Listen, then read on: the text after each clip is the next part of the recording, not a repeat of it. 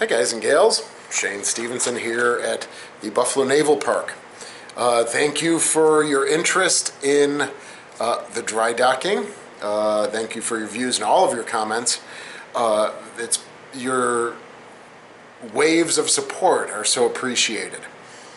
And in that video that Stephen and I did, we've said you're going to come with us every step of the way. Most every step of the way, of course. And this video is one of those very early preliminary steps, but I'm starting to do some documentation and things like that. So what I'm going to talk about today is something that I've talked a lot about with Tim and Parks at the Kid. And then certainly following up with Texas, New Jersey, the cobia, cod, with removal of artifacts prior to dry dock. And that's really important for the safety of the artifacts, either just shutting and locking doors.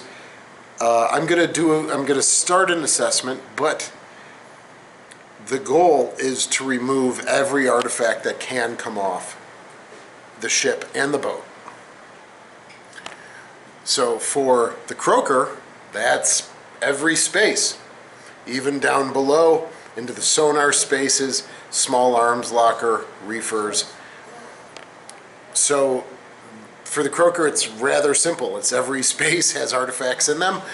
Certainly for the Sullivans and her April 22 sinking, I was able to remove a lot, but there's still a lot on board. So I have the 1956 blueprint that eventually I will get digitized and that you guys can purchase from our website once I build in that infrastructure. So where am I going to start looking? And again, this is documentation for you guys. You'll have a little specific background information. So where can I expect there to be remaining artifacts that we should catalog and pull off? Okay, let me get my glasses on. There we go. Okay, so we're looking at the bridge here. All right, here's the pilot house.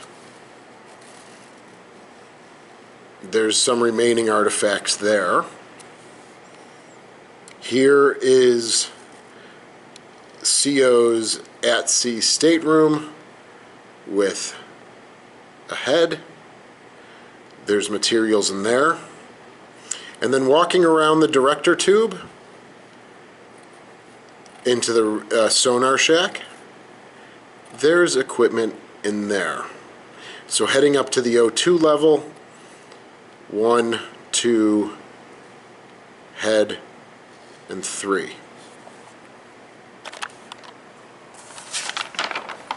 Let me just get my bearings now. Now we are on, okay, yep, now we are on the O1 level. We have the hedgehogs, the ready service lockers, there and there and there. Now we have the chart room. There's artifacts in there. Here's a little tiny passageway that leads from the aft forward superstructure into the chart room, navigator station, and also the radio spaces. So certainly in the navigation chart room, there are a lot of artifacts in there, and of course in the radio spaces with teletype, typewriters, loose receivers, transmitters, things like that. If we head aft, here are the two 3-inch 50s. All right, I'm working on that as well.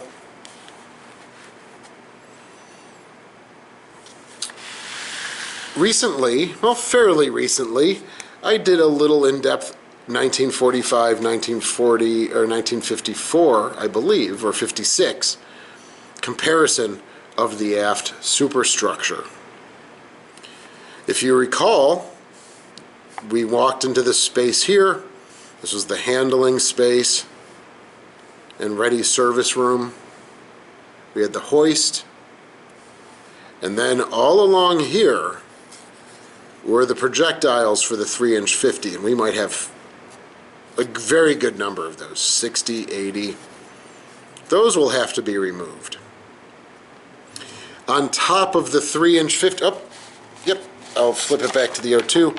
On top of the, on top there in the aft superstructure, we also, on this 3-inch 50 that we currently do still have, we have a lot of projectiles around the base.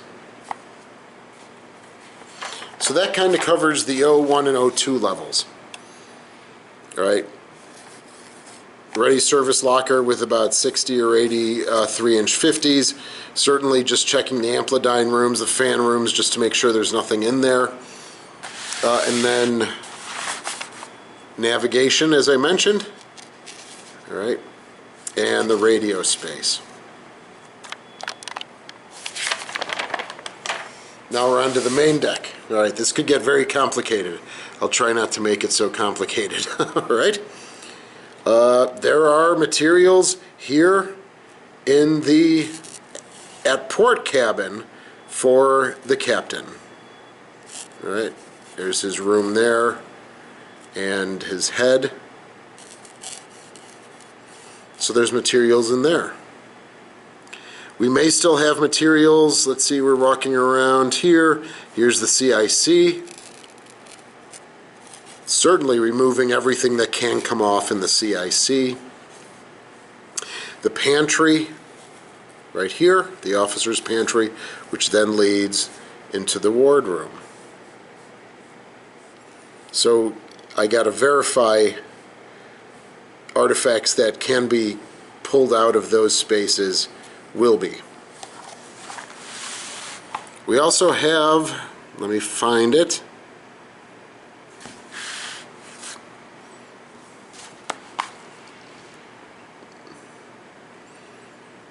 Okay, yep. We also have the sick bay right here. All right, so you come off the main deck, you walk into this tiny passageway. This would be Andrew's office, caretaker of the Sullivans. He's got a lot of materials in there that will need to come out.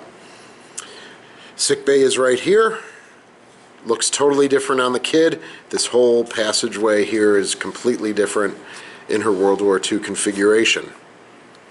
All right, we have the battery locker here. There's some materials in there.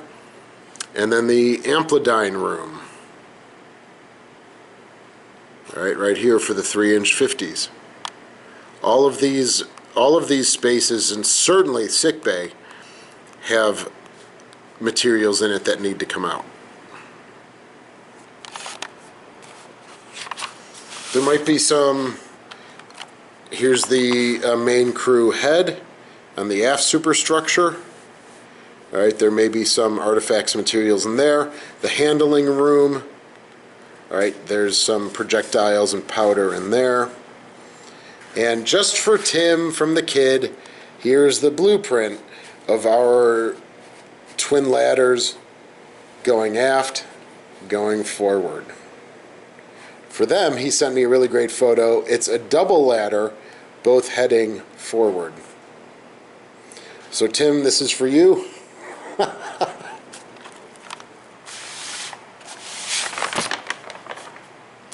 All right, and then we're going down to the first platform, CPO.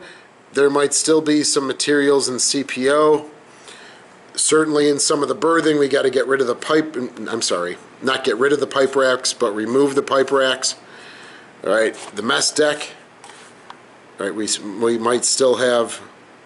Nope. Nope, we're in officer's country. All right, first platform. All right, officer's country, there might be a lot of some material still in there, because again, none of this area was really touched by water.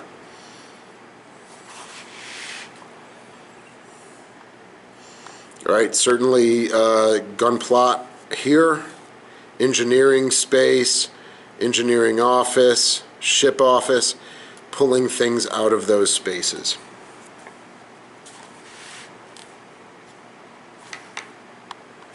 All right, and then on down to the second deck, which would have, or the second platform, which does have the mess deck. And then certainly leading aft, we've got after steering, you've got repair, and two small spaces on either side of aft steering that still have materials in them. Not artifacts per se, but tools, needle guns, things like that that also need to be removed. So this kind of gives you an inkling of where my brain is going. Now, if you'd love to help, we'd love to have your help. And if you'd love to help, please reach out to me. You can just do the general info at Buffalo Naval Park email. Maybe you already have my email. And then it will get funneled to me, because what I'm looking to do is have 10 real dedicated volunteers,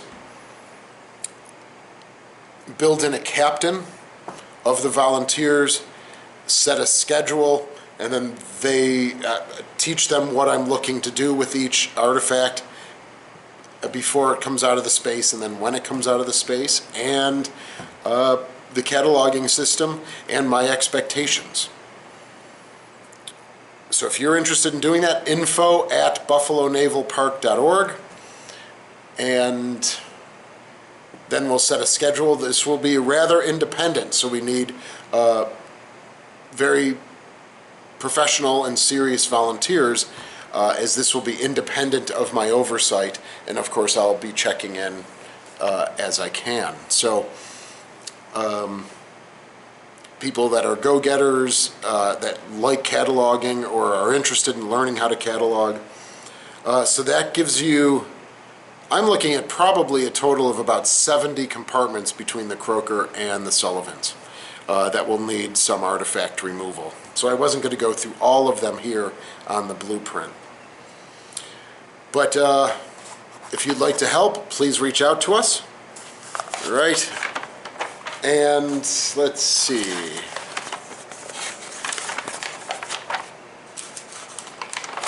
And here's the aft. All right, so all of these spaces back here, spare parts, steering gear, the ship fitters shop, all three areas have tools and things that need to be removed. Well, thank you as always for your support. We're extremely excited, but we're not going to be caught. Unawares, so to speak. So this is a project I'd like to start within the next month and a half or so, and then work through those compartments slowly, methodically, until she's ready to go to dry dock, which again we're looking for September, October of 2025. So please leave comments, questions. Love to have your help if you're interested. Bring up a good, strong, professional volunteer group, elect a captain, give you my expectations of what I'm looking for, and then send you on your way. Well, you know what? We'll see you again soon.